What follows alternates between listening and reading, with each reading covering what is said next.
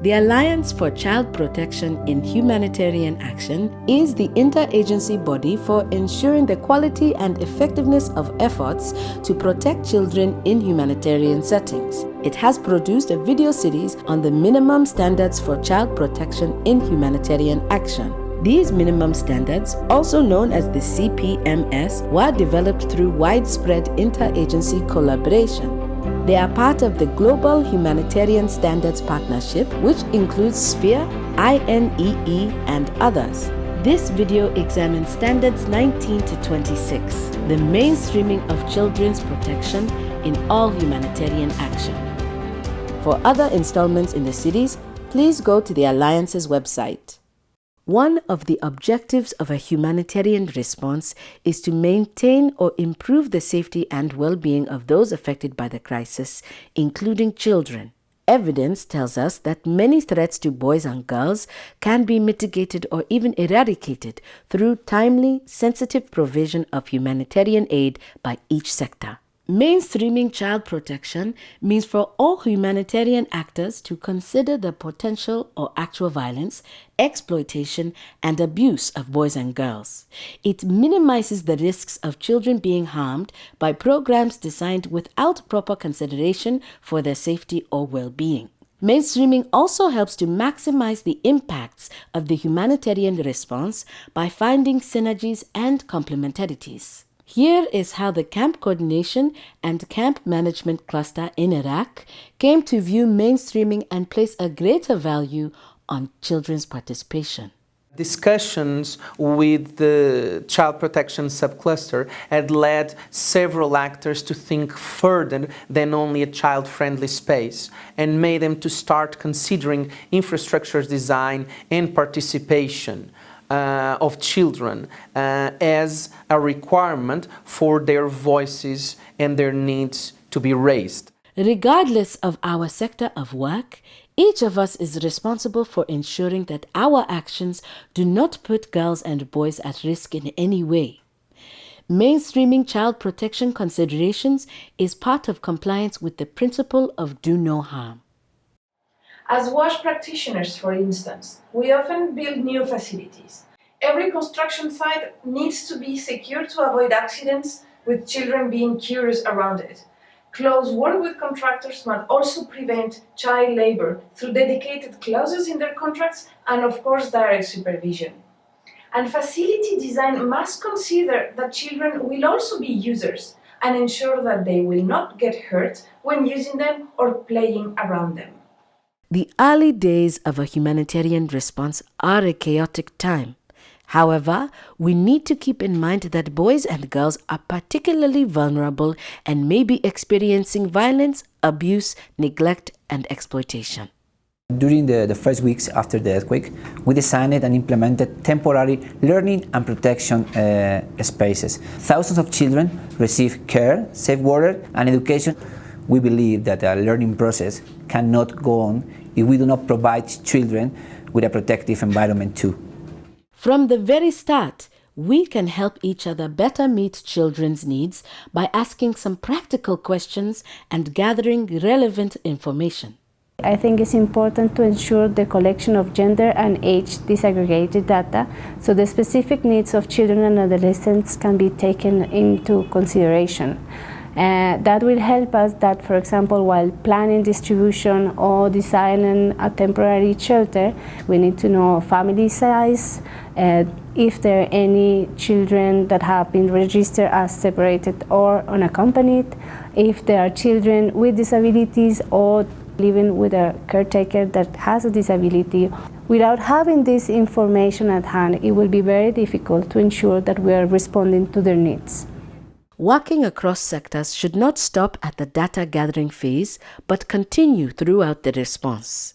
For example, sectors can work together to map relevant services for unaccompanied children. These might include health, distribution of food and non-food items, access to education, shelter, family tracing, counseling, etc. To ensure the protection and well-being of children, we must sit together to identify operational problems and find solutions. Here are some thoughts from colleagues in Myanmar and Guinea. One way that has proven useful is having a joint reflection about the problems. During a one-day workshop, key protection issues identified in the camps were looked at by WASH partners, and protection specialists guided the analysis to find solutions together. The outcomes of the collective exercise were captured in a checklist. The whole process of exchange, discussion, joint analysis between WASH and protection was key to build a mutual understanding, increase awareness of WASH staff on protection issues, and make protection specialists aware of challenges faced by WASH actors. During the next months, various joint initiatives derived from this workshop led to a stronger protection mainstreaming, and the checklist itself was integrated into the WASH Cluster Action Plan. Cela aussi nécessite des formations. This requires trainings, common briefings, and also the development of harmonized tools that can be completed and used by everyone in the same way. Par tout le monde de la même façon. Experience shows how useful it is to have a clear understanding of the challenges, but also the strengths and resources of each sector. With that, we can see how to complement each other. I think we should always plan together, share resources, financial, but also methodologies, and keep us always each other informed about plans, progress, challenges, and always looking for new ways of collaboration. Hygiene promoters and other WASH field workers, due to the type of work they do, are very close to the communities they aim to serve.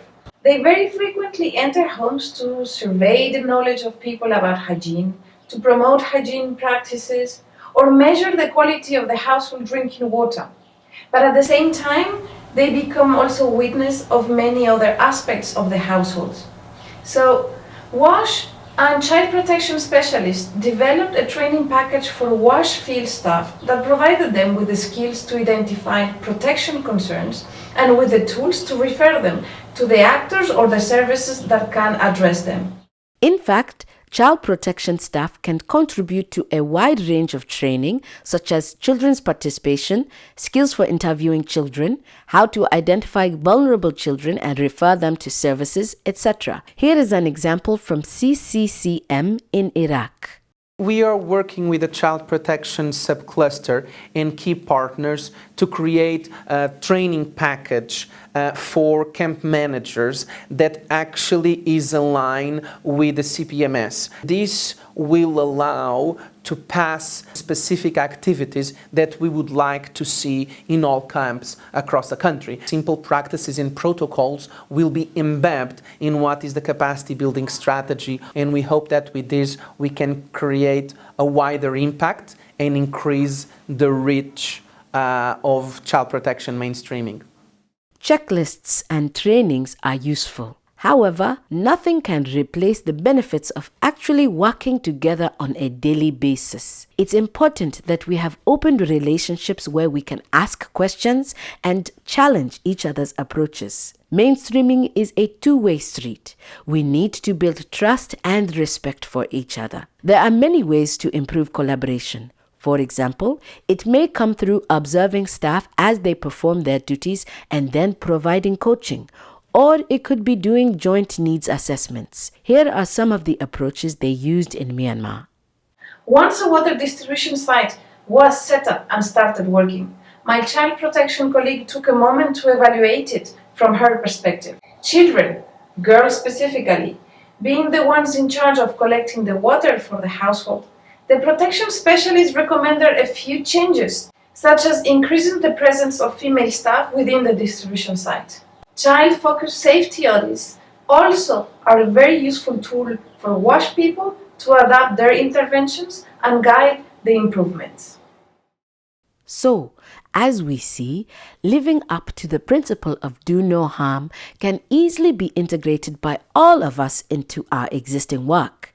With a little training and the spirit of collaboration, the humanitarian community can go further and be allies and even active agents of children's protection from violence and exploitation. and the CPMS encourage child protection actors to learn from and synergize with the broader humanitarian effort.